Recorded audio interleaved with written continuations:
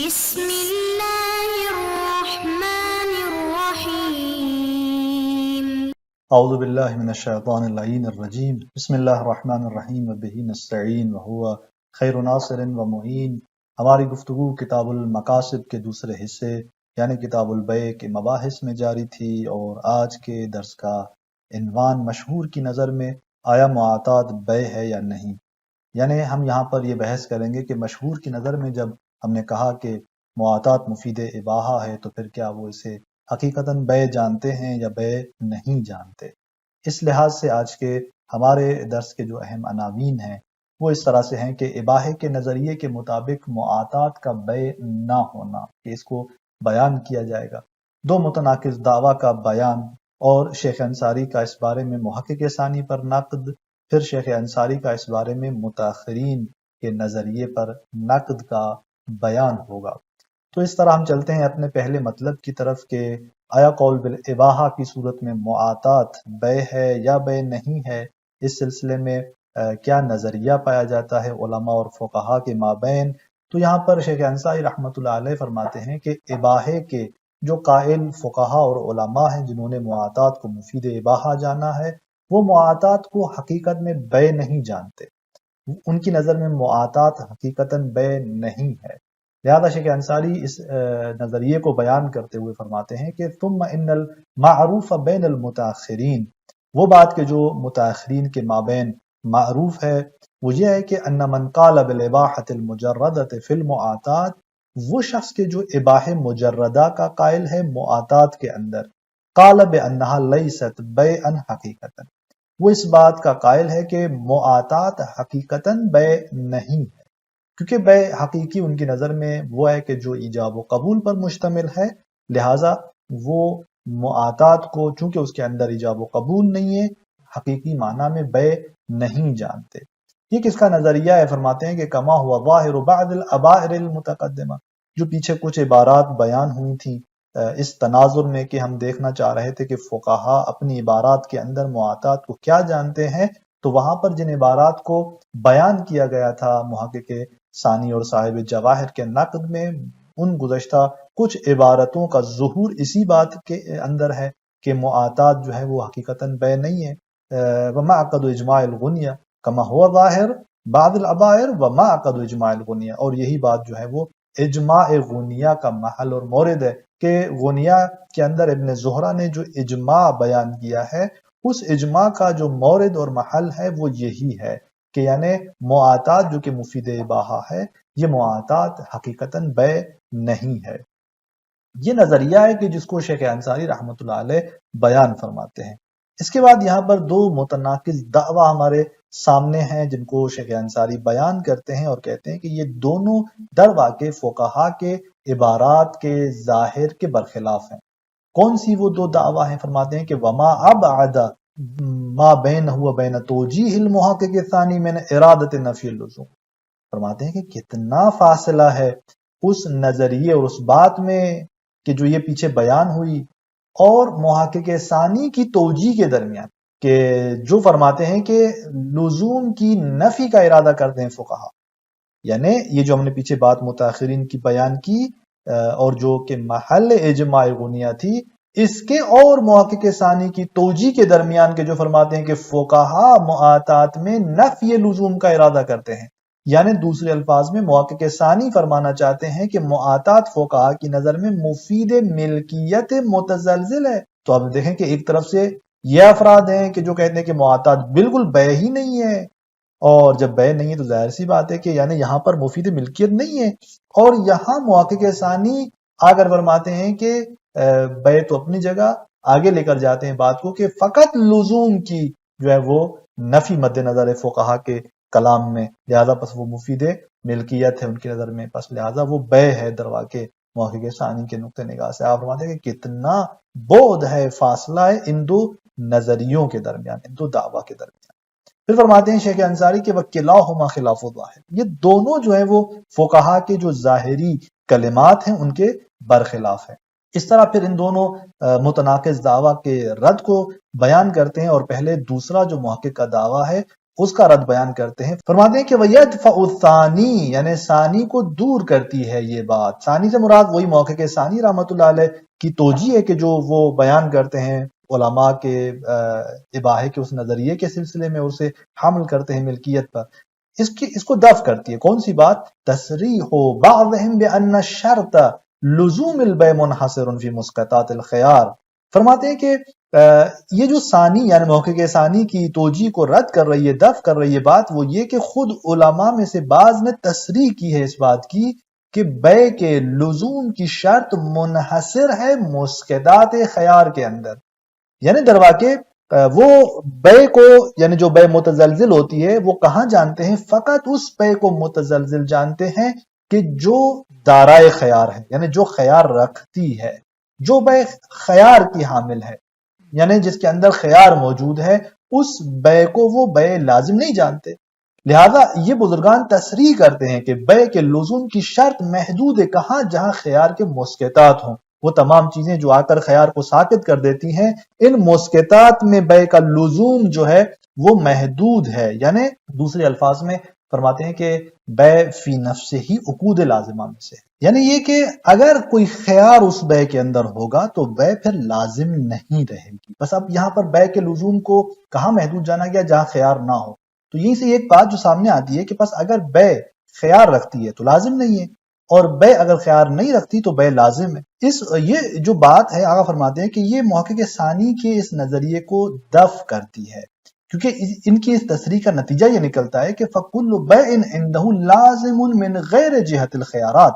ہر بیع ان کی نظر میں لازم ہے خیارات کے علاوہ. یعنی اگر بیع خیارات نہیں رکھتی، خیارات متعدد جو آگے خیار کی بحث کے اندر انشاءاللہ مفصل بیان ہوں گے کہ مثلا خیار مجلس ہے، خیار حیوان ہے، اور بہت سارے جتنے بھی خیارات ہیں کہ جو بیع کو غیر لازم بنا دیتے ہیں. فرماتے ہیں کہ ان کی نظر میں بیع لازم ہے جب ان خیارات میں سے کوئی ایک نہ ہو، خیارات کی جہت کے علاوہ بیع فی نفس ہی لازم ہے. اب فرماتے ہیں کہ جب اس طرح سے ہے تو پھر آپ معاطات کو دیکھیں. معاطات کیا ہے؟ معاطات درواقع بیع ہے. اور کیسی بیع ہوگی؟ اگر معاطات کو ہم نے بیع جانا تو پھر معاطات ایسی بیع ہوگی کہ جس کے اندر خیار نہیں ہے. معاطات ایک ایسی بیع ہے کہ جس کے اندر خیار نہیں ہے. جب اس طرح سے ہے تو پھر کیا ہونا چاہیے اس معاطات کو؟ یعنی مفید ملکیت لازم ہونا چاہیے، یعنی ایک بیع لازم اس کو ہونا چاہیے، نہ مفید ملکیت جائز. پر یہ کہ محقق ثانی رحمت اللہ علیہ نے جو آ کر کہا کہ معاطات مفید ملکیت ہے، اور کہا کہ یہاں پر فقط لزوم نہیں ہے، اور فقہا کا ارادہ یہ ہے کہ لزوم کی نفی کرتے ہیں. تو کیوں لزوم کی نفی کرتے ہیں؟ جب یہ تصریح کرتے ہیں کہ بیع اگر خیار نہیں ہے تو لازم ہے، معاطات اگر بیع ہے تو جو خیار نہیں رکھتی خود معاطات اگر بیع ہے جس کے اندر خیار نہیں ہے تو پھر اس کو کیا ہونا چاہیے؟ لازم ہونا چاہیے، نہ جائز. تو یہ لزوم کی جگہ پہ جائز آپ نے کیسے کہہ دیا؟ تو یہ محقق ثانی کی بات کو یہ مطلب جو ہے وہ رد کر رہا ہے. اور اسی طرح فرماتے ہیں کہ وَتَصْرِيحُ غَيْرِ وَاحِدٍ مِنَ الْإِجَابَ وَالْقُبُولِ مِنْ شَرَائِطِ صِحَّةِ انعقاد الْبَيْعِ بِالصِّيغَةِ. فرماتے ہیں کہ تصریح جو بہت زیادہ فقہا کی اس بات پر ہے، اس مطلب سے ہے کہ ایجاب اور قبول کیا ہیں؟ یعنی بیع بالصیغہ کے انعقاد کی صحت کے شرائط میں سے ہیں. یعنی بیع بالصیغہ منعقد ہو صحیح طریقے سے، ان کے شرائط میں سے ایجاب و قبول ہے. لہٰذا ان کی نظر میں معاطات اصلاً بیع نہیں ہے، چونکہ ان کی نظر میں ایجاب و قبول اس بیع بالصیغہ کے صحت کے شرائط میں سے ہے. جب اس طرح سے ہے تو پھر معاطات کے اندر تو ایجاب و قبول نہیں ہے کہ لہذا یہ بیع قرار پائے. تو یہ جو تصریحات ہیں فقہا کی، آقا فرماتے ہیں کہ یہ محقق ثانی کی اس توجیہ کو اور اس بات کو رد کرتی ہیں. پھر چلتے ہیں دوسری دعویٰ کی طرف اور اس کا رد بیان کرتے ہیں، جو کہ ابن زہرہ کے اجماع کا محل اور معقد تھا. اور اس طرح متاخرین نے جو بات بیان کی تھی کہ جنہوں نے کہا کہ فقہا جب کہتے ہیں کہ معاطات مفید اباحہ ہے تو وہ اسے بیع نہیں جانتے. فرماتے ہیں کہ یہ نظر بھی درست نہیں ہے شیخ انصاری کی نظر میں. وَأَمَّا الْأَوَّلِ کہ متاخرین نے جو بات بیان کی ہے اس کے نقد کے حوالے سے شیخ انصاری رحمۃ اللہ علیہ فرماتے ہیں کہ ایک صورت، یا البتہ یہاں پر چونکہ چند صورتیں، کم سے کم 2 صورتیں یہاں پر جو ہے وہ بیان ہوتی ہیں عبارت کے اعتبار سے، اور ان 2 صورتوں کو اگر دیکھا جائے تو ہر ایک صورت، ان 2 صورتوں میں سے ایک صورت کو تو یہاں پر شیخ انصاری بیان کرتے ہیں عبارت کے اندر، دوسری صورت کو بیان نہیں کرتے، ہم دوسری کو آخر میں اشارہ کر دیتے ہیں.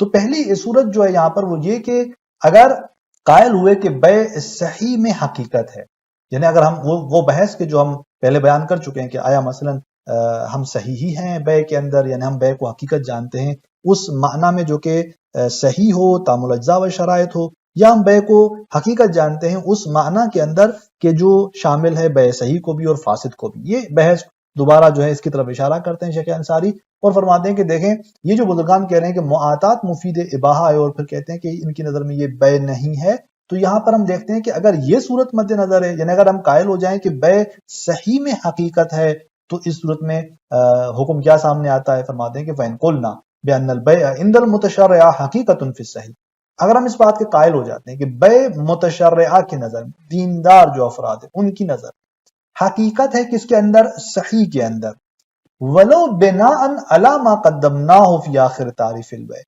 ولو ان کے بنا پر اس بات کے کہ جس کو ہم نے پہلے بیان کیا تھا بے کی تعریف کے آخر میں، اور ہم نے وہاں پر یہ کہا تھا کہ من ان البیع فی العرف اسم للمؤثر منه فی النقل، کہ بے جو ہے وہ عرف کے اندر ایک ایسا اسم ہے کہ جو مؤثر کے لیے ہے، یعنی ایک ایسی چیز کے لیے کہ جو مؤثر ہے فی النقل، اس ان کی طرف سے نقل میں، یعنی عرفی جانب سے بے نام ہے مؤثر فی النقل کا، یعنی درواقع بے حقیقت ہے اس بات میں کہ یہ اس عرف کی نگاہ میں نقطہ نگاہ سے جیسے ہی ایجاب جاری ہوتا ہے تو یہ مؤثر ہے نقل میں، نقل اور تملیک یعنی انتقال یہاں حاصل ہو جاتا ہے۔ اگر یوں اس تعریف میں بے کی اس تعریف کے آخر میں جو یہ ہم نے مطلب بیان کیا تھا اس پہ بنا رکھتے ہیں، اور پھر ہم کہتے ہیں کہ بے صحیح کے اندر حقیقت رکھتی ہے، تو یہاں پر آپ دیکھیں ہم نے وہاں پر کہا تھا کہ عرف کے نقطہ نگاہ میں ایک بے جو ہے وہ اگر حقیقت رکھتی ہے صحیح کے اندر یعنی تام الاجزاء و شرائط کے اندر، ممکن ہے شارع کی نظر میں وہ بے صحیح نہ ہو، مؤثر نہ ہو، عرف کے نقطہ نگاہ سے وہ مؤثر ہے، تو شارع کی نگاہ میں اگر مؤثر نہیں ہے تو وہ ایک سوری بے کہلائے گی۔ تو لہذا یہاں پر آغا فرماتے ہیں کہ فَإِن كَانَ فِي نَظَرِ الشَّارِعِ أَوِ الْمُتَشَرِّعِ، شارع کی نظر میں یا متشرعہ کی نقطہ نگاہ سے، متشرعہ بھی کس اعتبار سے؟ من حیث انہم متشرعات و متدینون بالشرع، متشرعہ بھی اس اعتبار سے کہ نہ اس اعتبار سے کہ وہ ایک اوکلا ہیں، وہ عاقل ہونے کی حیثیت سے، بلکہ اس حیثیت سے کہ وہ دیندار ہیں، متدین ہیں، ان کے اس جو ہے تشرع اور تدین کے اعتبار سے شریعت کی نسبت نقطے کو لحاظ کرتے ہوئے آقا فرماتے ہیں کہ اگر شارع کے نقطہ نگاہ میں اور ان افراد جو کہ متشرعہ ہیں ان کے نقطہ نگاہ میں صحیحاً مؤثراً فی الانتقال کان بیان حقیقیاً، وہ اگر صحیح ہے اور مؤثر ہے انتقال میں تو پھر وہ بے حقیقی ہے۔ یعنی ایک مرتبہ ہم نے کہا کہ بے حقیقت رکھتی ہے کس کے اندر؟ صحیح میں، تام الاجزاء و شرائط اس مورد میں، یعنی بے کی حقیقت ہے۔ اب یہاں پر اگر شارع اور متشرعہ کی نگاہ میں بے صحیح ہو، مؤثر ہو انتقال کے اندر، تو وہاں پر وہ حقیقی صورت میں بے ہوگی۔ وَإِن لَا كَانَ سُورِيًا، اگر ایسا نہ ہو تو پھر وہ کیا ہو جائے گی؟ سوری ہو جائے گی۔ نظیر بے الحاظل فی نظر العرف، جیسا کہ عرف کی نقطہ نگاہ سے ہم نے کہا کہ عرف کسے بے حقیقتاً جانتا ہے؟ جہاں پر وہ نقل میں یعنی مؤثر ہو، ناقل کی جانب سے جب ایجاب جاری ہوا تو عرف کی نگاہ میں اب اس پہ قبول آئے چاہے قبول جاری نہ ہو، فرماتے ہیں کہ وہ مؤثر ہے نقل میں۔ اب ممکن ہے کہ ایک بے جو ہے عرف کے نقطہ نگاہ سے مؤثر ہو لیکن شارع کی نگاہ میں وہ مؤثر نہ ہو، وہ سوری بن جائے، جیسے مثلا عرف کی نگاہ میں ایک بے خود سوری ہوتی ہے، جیسے حاضل کی بے ہے کہ جو مثال کے طور پر شوخی رکھتا ہے اور جدی نہیں ہوتا اس بے کو جاری کرنے میں، تو وہ وہاں پر وہ بے جاری کرتا ہے، تو یہ ایک سوری بے ہوتی ہے عرف کی نظر میں۔ اس طرح شارع کی نگاہ میں بھی ایک بے جو ہے وہ سوری ہو سکتی ہے۔ اب فرماتے ہیں کہ اگر آپ نے اس بات کے قائل ہوئے کہ بے حقیقت رکھتی ہے صحیح کے اندر، تام الاجزاء و شرائط کے اندر، اور پھر شارع کے نقطہ نگاہ میں اگر وہ صحیح اور مؤثر ہے انتقال میں تو حقیقتاً بے ہوگی، اگر وہ صحیح نہ ہوئی تو پھر وہ حقیقتاً بے بھی نہیں کہلائے گی۔ اب یہاں پر آپ فرماتے ہیں کہ نتیجہ کیا نکلتا ہے اس صورت میں؟ نتیجہ یہ نکلتا ہے کہ فَيَصِحُ عَلَى ذَلِكَ نَفْيُ الْبَيْعِيَّ عَلَى وَجْهِ الْحَقِيقَةِ، اس بنیاد پر صحیح ہے کہ حقیقی معنی میں بیعیت، بے ہونا نفی ہو جائے۔ کہاں پر؟ فی کلام کل من اعتبر فی صحتہ الصیغہ او فسرہ بالعقد، ہر اس شخص کے کلام میں کہ جس نے معتبر جانا ہے بے کی صحت میں صیغہ یعنی بے طور قبلتوں کو، او فسرہ یعنی ایجاب و قبول کو، او فسرہ بالعقد یا اسے عقد سے تفسیر کی ہے، یعنی کہا کہ بے کیا ہے؟ عقد ہے، یعنی ایجاب و قبول کا مجموعہ ہے۔ بے کیا ہے؟ وہ کہ جو صیغہ جس کے اندر ہو، الفاظ جس کے اندر ہو۔ اگر وہ آ کر اس طرح سے بے کی تعریف کرتا ہے اور اس طرح سے بے میں معتبر جانتا ہے سیغے وغیرہ کو، تو اس کے نقطہ نگاہ سے آپ دیکھیں کہ معاطات کو آپ بے نہیں کہہ سکتے. یہاں پر آپ بیعیت کی حقیقی معنی میں کیا کر دیں گے؟ نفی کر دیں گے کہ یہاں پر بے جو ہے وہ صحیح نہیں ہے. لأنہم فی مقام تعریف البیع بصدد بیان ما هو المؤثر فی النقل فی نظر الشارع. اچھا یہ بزرگان کے جنہوں نے آ کر سیغے کی کو شرط جانا یا انہوں نے عقد سے اس کی تفسیر کی ہے، فرماتے ہیں کہ لأنہم فی مقام، اس لیے کہ وہ اس مقام میں ہے کہ بیع کی تعریف کرنا چاہتے ہیں بصدد، یعنی بیع کی تعریف کے مقام میں وہ اس صدد میں ہے، وہ اس چیز کو بیان کرنا چاہتے ہیں کہ ما هو المؤثر فی النقل فی نظر الشارع، وہ کہ جو شارع کے نقطہ نگاہ میں نقل اور انتقال میں مؤثر ہو، وہ اس طرح اس معنی کو بیان کرنا چاہتے ہیں، لہذا وہ بیع کی اس طرح تعریف کرتے ہیں. اب جب وہ اس طرح تعریف کرتے ہیں تو پس آپ دیکھیں کہ انہوں نے ان کی نقطہ نگاہ سے بیع جو ہے وہ شارع کے نقطہ نگاہ سے، جب سیغہ ضروری ہے، شارع کے نقطہ نگاہ سے بیع حقیقتاً وہ ہے کہ جس کے اندر ایجاب و قبول ہو، تو پھر یہ معاطات بیع نہیں کہلائے گی. یعنی درست ممکن ہے کہ عرف کے نقطہ نگاہ سے اس کو بیع کہا جائے، لیکن اگر اس طرح بیع کی صحیح معنی کی جائے جو مؤثر ہو شارع کے نقطہ نگاہ سے، اور اس میں یہ بیان کیا جائے کہ اس کے اندر صیغہ ضروری ہے، تو پھر معاطات جو ہے وہ مفید معاطات جو ہے وہ پھر بیع نہیں. اب شیخ انصاری رحمۃ اللہ علیہ اس سے یہ بیان کرنا چاہتے ہیں کہ دیکھیں کہ یہ بزرگان کے جنہوں نے آ کر کہا، متاخرین نے جو کہا کہ مثلا فقہا کے نقطہ نگاہ سے بیع جو معاطات جو ہے وہ بیع نہیں ہے، ان کی بات کیوں درست نہیں ہے؟ شیخ انصاری بیان کرنا چاہتے ہیں اس لیے کہ فقہا نے آ کر جب کہا کہ بیع حقیقتاً وہ ہے کہ جو صیغہ رکھتی ہو، کیوں؟ اس لیے کہ وہ شارع کے نقطہ نگاہ سے مؤثر بیع کو بیان کرنا چاہتے تھے، تو اس وجہ سے آقا فرماتے ہیں کہ یہ اس معاطات کے بیع ہونے کے قائل نہیں ہوتے. یعنی اگر معاطات کو بیع نہیں جانتے تو وہ شارع کے نقطہ نگاہ سے نہیں جانتے، نہ یہ کہ اس کو عرفی اعتبار سے بھی بیع نہ جانتے ہیں. بس آقا فرماتے ہیں کہ جو ایجاب و قبول کے قائل ہیں اور اس کو شرط جانتے ہیں، ان کی نقطہ نگاہ میں یہ حقیقتاً بیع نہیں ہوگا، اور جہاں ایجاب و قبول شرط نہیں ہے اس بیع کی صحیح اس معنی میں، یعنی اگر آپ بیع کی صحیح معنی کو عرفی اعتبار سے نظر میں رکھیں تو وہاں پر ایجاب و قبول شرط نہیں ہے، تو لہذا اس اعتبار سے آپ کہہ سکتے ہیں کہ معاطات کیا ہے؟ بیع ہے. تو یہ تو ایک صورت تھی کہ فَإِن قُلْنَا کہہ کر آغا نے بیان کیا، اور یہاں پر دوسری صورت بھی آپ بیان کر سکتے ہیں کہ اگر ہم بیع کے مورد میں عامی کے قائل ہوں. یہ جو صورت ہے یہ فَإِن قُلْنَا بِأَنَّ الْبَيْعَ عِنْدَ الْمُتَشَرِّعَ کے مقابلے میں دوسری درواقع صورت ہے، اور چونکہ یہ واضح تھی اس لیے اس کو بیان یہاں پر نہیں کیا گیا.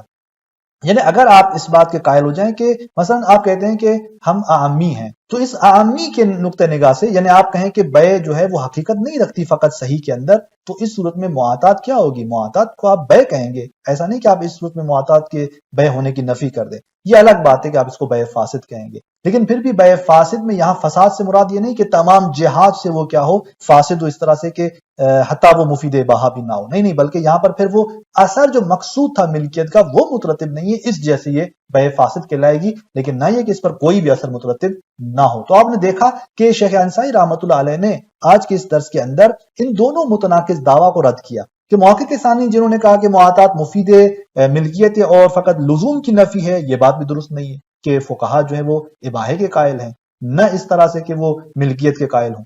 اور پھر وہ جو کہہ رہے تھے کہ معاطات جو ہے وہ فقہا کے نقطہ نگاہ سے بیع نہیں ہے، شیخ انصاری نے کہا کہ نہیں، یہ بھی غلط ہے، معاطات ان کی نگاہ میں بیع ہے. اس لیے کہ آپ یہاں پر ہم دیکھیں گے کس بات کے قائل ہیں. اگر آپ صحیح کے قائل ہیں اور پھر آپ صیغے کو معتبر جانتے ہیں ایجاب و قبول کو، اس لیے کہ آپ شارع کے نقطہ نگاہ سے اس کو مؤثر جان سکیں اور بیان کر سکیں، تو ٹھیک ہے، اس صورت میں معاطات بیع نہیں ہوگی. لیکن عرف کے اعتبار سے جو ہم نے کہا کہ بیع صحیح کے اندر حقیقت ہے، یعنی تعامل اجزاء و شرائط، کس اعتبار سے کہ جو عرف کے نقطہ نگاہ سے صحیح معنی ہے، تو اس اعتبار سے آپ معاطات کے بیع ہونے کا انکار نہیں کر سکتے. اور اگر آپ عامی کے بھی قائل ہو جائیں تب بھی آپ اس معاطات کے بیع ہونے کا انکار نہیں کر سکتے. تو یہاں تک آج کا یہ ہمارا درس تمام ہوتا ہے. السلام علیکم ورحمۃ اللہ وبرکاتہ.